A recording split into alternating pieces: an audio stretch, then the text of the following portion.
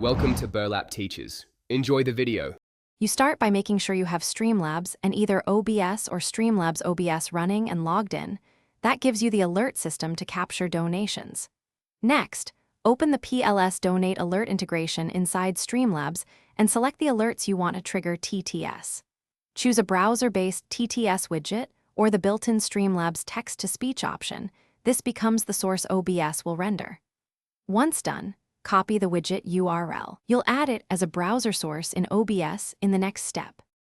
You now add the copied widget URL to OBS as a browser source, naming it clearly and setting the canvas size and FPS to match your scene.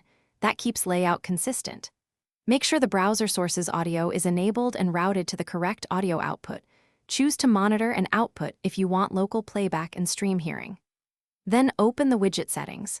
Pick a voice, adjust volume and speech rate, set cooldown or spam protection, and enforce profanity filtering and max character length so TTS stays readable. Finish by testing.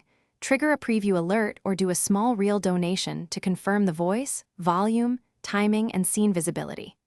Make sure you apply OBS audio filters like limiter and compressor so TTS won't clip your stream. Assign hotkeys to mute or toggle the TTS source quickly. If it fails, check common issues. Browser source audio muted, wrong audio output device selected in OBS, browser permissions blocking audio, or Streamlabs rate limits. Resolve those and run another test to verify. Thanks for watching. Consider subscribing if this video helped you.